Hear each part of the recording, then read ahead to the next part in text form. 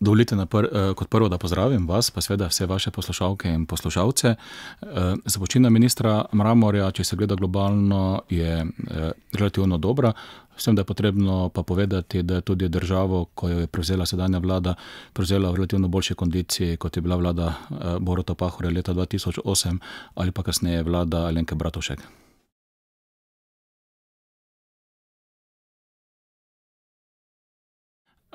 Sam nimam občutka, da je minister zapustil to vlado, ker se mu je želel odreči predsednik vlade.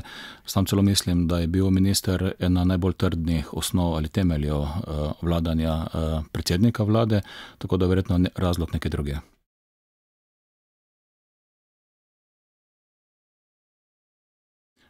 Tukaj pa ni ocena črno-bela. Dejstvo je, da minister je zagovarjal neko stališče, ki mislim, da ga moramo vsi zagovarjati, in to je, da v bistvu več kot ustvarjamo, ne moremo trošiti. Ker če bi več trošili, kakor ustvarjamo, pomeni, da mislimo zelo zadolžiti naše otroke, in tudi država tega ne zmore in konča prej ali slej slabo. In tako da to njegovo usmeritev, ki se kaže preko fiskalnega pravila, ki sem jaz tudi podprl, to je, da v nekaj letih pridemo do izravnanega proračuna, to je pravilno. Mislim, vsi moramo zavedati, ne moremo trošiti več, kot imamo.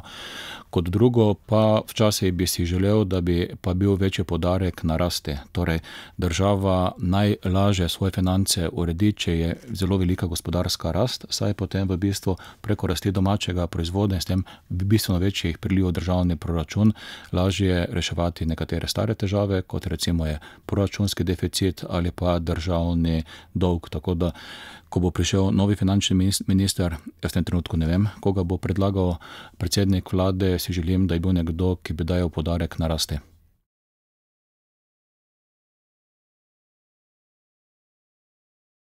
Če bi mene vprašali mogoče, po čem bo minister Mramor znan v zgodovini, ko bomo pisali knjige o sedanjosti, ki je takrat seveda preteklost, jaz vidim neko drugo poglavje, kjer je minister Mramor naredil v bistvu pionirski korak skupaj z celotno vlado, in to je, tehnično je dosti običajno, za klasifikacijo državnih naložb, torej kapitalskih deležev.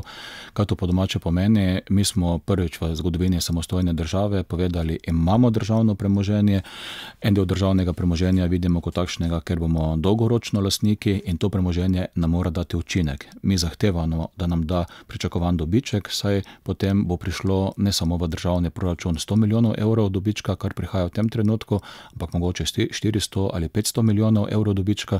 To pa je tisti denar, ki ga mi potrebujemo za boljše javno šolstvo, boljše javno zdravstvo, več kulturo in nekatere druge usluge, ki jih država nudi državljanom. Jaz verjamem, da bo predvsem potem minister Mramor znan.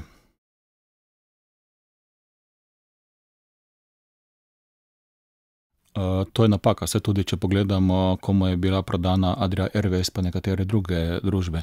Tudi tisti, ki so zagovorniki privatizacije, jaz nisem med njimi v Sloveniji, in to vedno nekšno v bistvu iskanje kompromisa, so več čas govorili, da s tem, ko dobijo tudi kakšno državna podjetja, ki nimajo nekega strateškega pomena ali niso tako zelo pomembna za delovanje države kot celote, se bodo poiskali strateški partnerji. Ampak mi vidimo generalno, da zelo dosti prodaje takšnih, kjer se pojavljajo kot kupci tako imenovani poštni nabiralniki. Zakaj je to nevarno? Prvič, poštni nabiralnik ne daje nobene garancije, da je odzadaj strateški lastnik, mogoče je, ampak tudi če je, pomeni, da je nekdo, ki želi utajiti davke, ker verjetno zato ima poštni nabiralnik. Kot drugo je pa možnost, da je v ozadju v bistvu kapital neznanega ali celo sumljivega izvora. In tu bo v prihodnje moralo biti bistveno več pozornosti, kot je bilo do sedaj.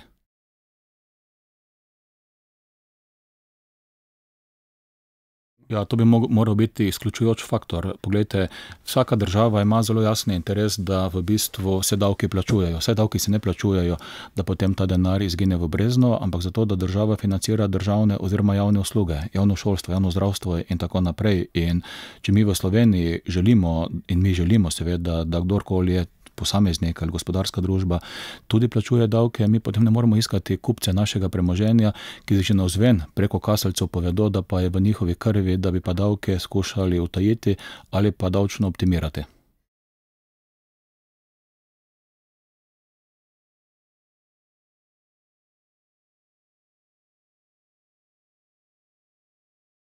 Ja, ta davčna reforma je kompromis.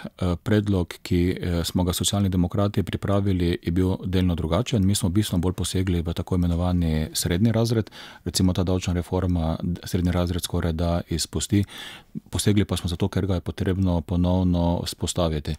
Sedaj, kaj od naših predlogov je bilo upoštevano? Kot prvo, kar nam je zelo pomembno, bilo je upoštevano pri obdavčitvi 13. plače ali dobička ali božičnice, kakorkoli pač to imenujemo, da po novem več ta izplačila ne bodo obremenjena z dohodnino, zato bo neto dobil zaposleni več ali bistveno več denarja, hkrati pa ne bo obremenilo njegove dohodninske osnove in to je dobro. In po drugi strani dosegli smo, da ne more biti od delodajalca odvisno, da nekomu, ki mu je všeč, da nagrado, nekomu, ki mu mogoče ni všeč, pa enako dobro dela ali celo bolje dela, pa ne. Ta dva uspeha smo dosegli in mi nekaj računamo, da samo preko tega bo prišlo dodatnih 45 milijonov evrov ali celo več denarja do zaposlenih ljudi. Uspelo nam je, da smo naredili korekcijo pri ljudeh, ki imajo najnižje prihodke, tako da bo dodatno 20 tisoč ljudi, ki ne bodo plačevali dohodnine. Uspelo nam je tudi, čeprav tu gre za bolj simbolno dejanje, da smo ohranili 50% davčno oziroma dohodninsko osnovo.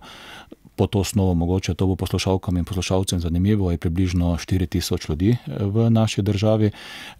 Tu gre pa za simbolno dejanje zato, ker tudi na ta način ohranjamo zavedanje potrebe po solidarnosti. Torej, da tisti, ki jim je bolje, pomagajo tistim, ki jim je slabše, pa ne nujno zato, ker so sami krivi tega, ampak so imeli tudi nesrečo v svojem življenju.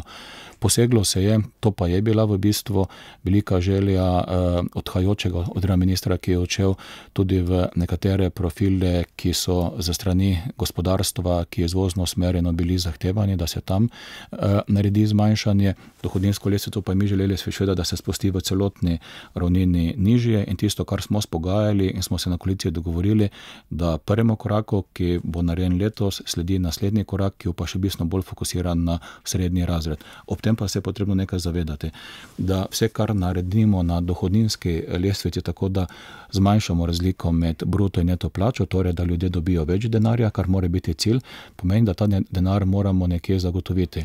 Do sedaj je odločitev, da se obdavčitev, če povem enostavno, dobička poveča za 2 odstotni točki, torej 17 na 19 odstotkov. Vsaka odstotna točka prinese nekaj 30 milijonov evrov, je pa še verjetno tukaj rezerve za 2 do 3 odstotne točke in jaz upam, da bomo v tem koraku šli naslednje leto naprej, kar potem pa omogoči še večji poseg v dohodninsko lestvico.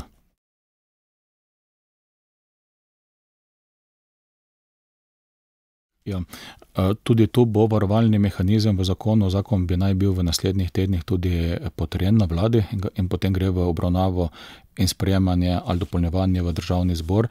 Bodo količniki, torej samo del letnega dohodka se lahko prikaže preko tega, pa še nekateri drugi kriteriji se bodo upoštevali. Jaz upam, da bodo dejansko varovalke takšne, da se ne bo omogočilo potem preko tega ponovno obvoda plačevanja davkov.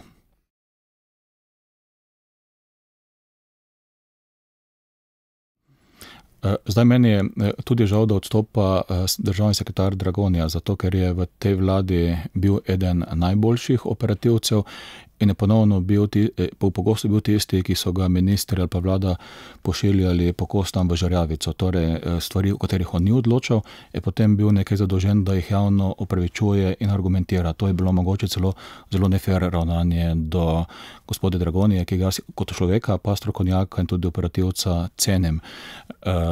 Sedaj zakaj odstopa ali odhaja v tretje življenjsko obdobje ali ima kaj druge zaposlitev, ne vem. Vem pa, da je bil že kar nekaj časa nezadovoljen.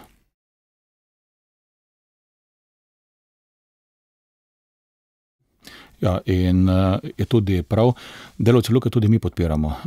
Tisto, kar je bil potem spor med nekaj časa, povsem nepotreben spor med predsednikom vlade in našim podmladkom, ki se potem poskušal pokazati kot spor med predsednikom vlade in stranko, je izhodišče napačno, ne? Mi kot stranka z dolgoletno tradicijo imamo znotraj stranke forume, ki so avtonomni. In če kdo mora biti avtonomen Mladi forum mora razmišljati za svojo glavo. Včasih njegova stališča, to je pogosto, postanejo tudi stališča stranke kot celote, včasih tudi ne. V nobenem primeru pa mi ne mislimo Mlademu forumu govoriti, kaj mora misliti in kaj mora početi. Mladi forum, kar marsikdo ne ve, je še najbolj strog vedno do lastnega vodstva stranke in največ aktivnosti je peljal zlasti proti Borutu Pahorju, ko je Borut Pahor vodil vlado, ko ni bil samo predsednik stranke, ampak je bil tudi predsednik vlade. Tisto, kar pa okoli Luke Koper je potrebno povedati, da mene kot politika, pa tudi kot osebo so izrazito zmotile zelo različne informacije. Že začelo se je neobičajno, če pogledamo zgodovino, bila je podelitev nagrad najbolj uspešnim podjetjem na Primorskem in predsednik vlade izroči vodstvo Luke Koper nagrado, da je Luka Koper res dobro podjetje in čestita. In tudi po številkah se je videlo, da Luka Koper deluje nad poslovnim načrtom, deluje tudi izjemno dobičkonosno, deluje boljše kot konkurenti in po vseh ekonomskih kazalcih dejansko je uspešna. In nekje v tem času pa začnejo nadzorniki, upravljavci države, to so SDH, menjavati posamezne nadzornike. Ob tem, da je predsednik vlade pa pohvalil Luko Koper. Sedaj pa, ko gledamo gospodarske družbe, se je potrebno zavedati, mi ne gledamo samo zaposlenih, mi ne gledamo samo uprave, gledamo tudi nadzorni svet. To vse skupaj je ena gospodarska družba, tako da že začetek je bil neobičajen. Potem pa informacije, ki so prihajale s strani nadzornega sveta in uprave Luke Koper, so bile povsem drugačne, kakor informacije, ki so prihajale s strani SDH-ja. Tisto, kar je pa mene v bistvu najbolj zbodlo in še sedaj zahtevam, da se zadeva do konca razišče, pa je informacija, ki jo je podala predsednica nadzornega sveta, da je življenjsko ogrožena in da je doživela grožnje, ko je pač delovala v korist državnega podjetja. In zato je v bistvu naša stranka imela do tega vprašanja zelo resen, temeljit pogled. Tudi v državnem zboru, ko se bo razpravljalo o odgovornosti ali neodgovornosti ministra za infrastrukturo, se bo predvsem razpravljalo o tem, kaj se je dogajalo v Luki Koper in mi želimo, da se zadeve raziščejo. Torej, mi ne želimo, da se sedaj reče, da je država imela prav ali Luka imela prav, mi želimo, da se pove, kaj je resnična informacija in ko se to ugotovi, da se ukrepa in sankcionira.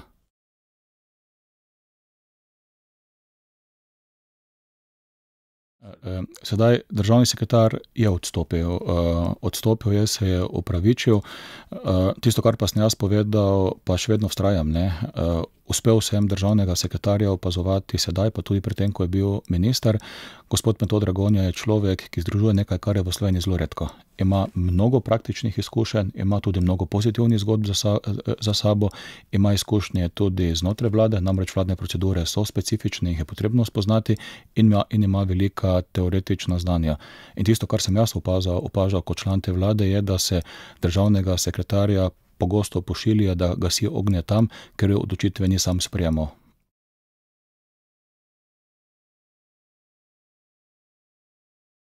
Ne, poglejte, to je ena razprava, en dokument oziroma ena ideja, ki je lahko dobra ali pa ne. Sam osebno ne vidim nobene potrebe, da bi prostor Luka Koper razumeli drugače, kot razumemo gospodarsko družbo, Luka delniška družba. To pa zato, ker v tem trenutku prostor Luke Koper obvladuje državna delniška družba, ki zato, ker je sama tam, ima tudi monopolno rento. Mi kot lastniki pa seveda želimo monopolno rento, kar pomeni, da je več dobička, ki na koncu tudi pride nazaj ali v državni proračun ali pa v razvoj Luke Koper. Tako da že ideje, da bi se vzpostavil konkurent Luki Koper, ki je državna na istem dvorišču, enostavno ta ideja ne razume ekonomske logike. In zato mislim, da bo razprava z ministrom Gašperšičem v državnem zboru dosti zanimiva.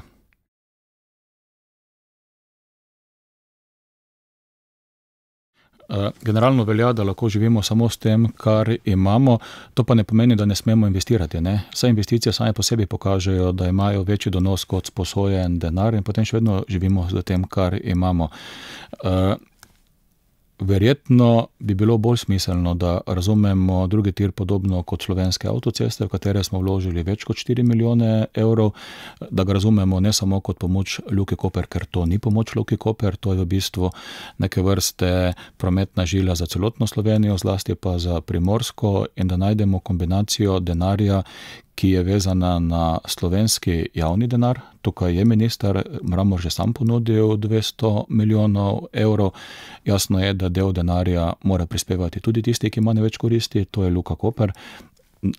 Brez težav bi se verjetno lahko sklenila dolgoročna pogodba, da del načrtovanega dobička se namenja neposredno financiranju drugega tira, ostalo je pa lahko sposojen denar, tako da v bistvu iskanje strateških partnerjev sicer nič ne škodi, ampak po nekem mojem občutku in poznavanju stvari v Sloveniji bomo čez par mesecev ugotovili, da smo točno tam, kjer smo bili na izhodišču. Torej, da se bo država morala in tudi prav je, da se izpostavi.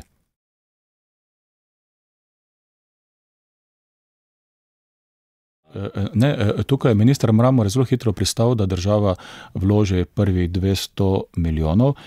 Potem se je pojavila ideja, ker je zelo veliko zanimanje tujih partnerjev za Luko Koper, da je možno poiskati strateškega partnerja. Moja izkušnja v politiki pa je, da je med formalnim zanimanjem in pripravljenostjo dati denar približno razdalja med Zemljo in med Luno. In bomo videli, ali se bo dalo dobiti denar od strateških partnerjev. Če se bo ugotovilo, da se ne da, bo potrebno stopiti ponovno korak naprej ali pa nazaj in ugotoviti, da je to za državo tako zelo pomemben denar, da podobno kot Slovenske avtoceste se bo sfinanciral na podoben model. In jaz pričakujem, da bo to sedaj v naslednjih nekaj mesecih ugotovljeno in dejansko moram povedati, mi sedaj imamo gradbeno dovoljenje. Gradbeno dovoljenje je zato, ker je pravočasno začel z vsemi postopki prejšnji minister Patrik Vlačič, brez tega niti približno ne bi bili blizu izvedbe, in da bomo začeli investirati. In tukaj, kadar se gre za investicije, mi tega ne smemo razumeti kot neko navadno potrošnjo. Investira zato, da imaš nekaj več. In zato se lahko investira z javnim denarjem in tudi gospodarstvo se ve, ne. Kadar se investira, pomeni, da boš imel nečesa več, imel boš tudi več prihodkov, tudi na koncu več dobička in tako se je potrebno do investicij obnašati.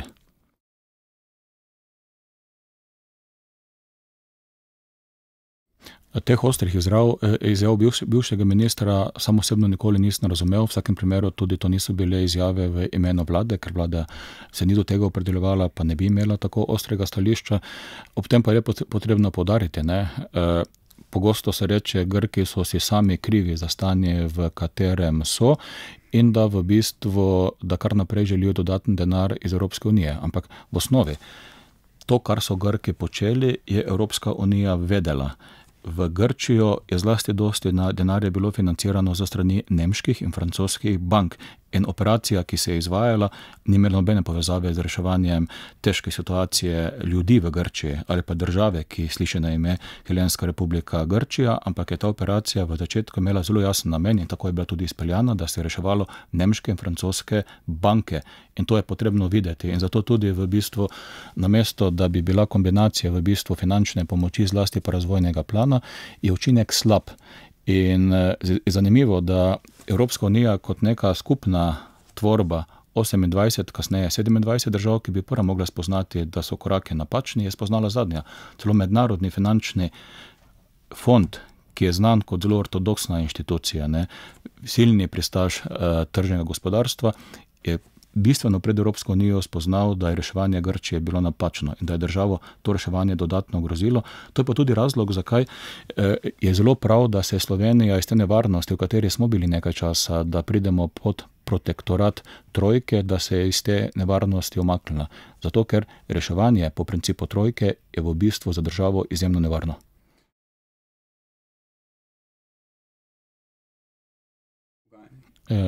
Moje izjave nikoli do Grčije niso bile takšne. Sam si tudi želim, da bi bilo v politiki čim manj ostrih izjav, ker tudi zaradi ostrih izjav, ki politiki dajemo, je v družbi več družbene napetosti, ki bi drugače bila manj prisotna. Ta družbena napetost pa nažalost zelo slabo vpliva tudi na posamezna dogajanja v državi, pa tudi znotraj Evropske unije.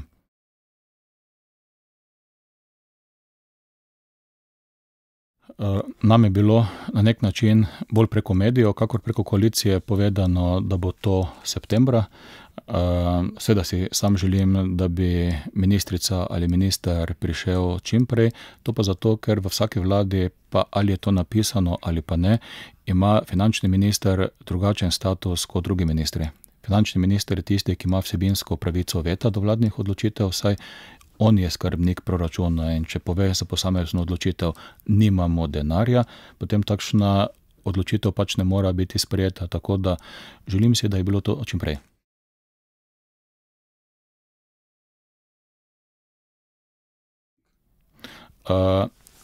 Do finančnega ministra kot prvo, sam se zavedam, da je to kvota SMC-ja, torej največje vladne stranke, tudi dosedanji minister je bil minister iz kvote SMC-ja in tu priznam, da so pač oni tisti, ki morajo poiskati, so dolžni poiskati in da partnerji v koaliciji moramo spoštovati njihovo izbiro. Seveda imamo svoje želje, moja in naša želja je, da bi kot prvo bil človek, ki bi razumel, da lahko živimo samo za toliko denarja, kolikor ga imamo, to vedno finančni minister mora razumeti, kot drugo pa, da je lažje varčevati na način, da se spodbuja rast.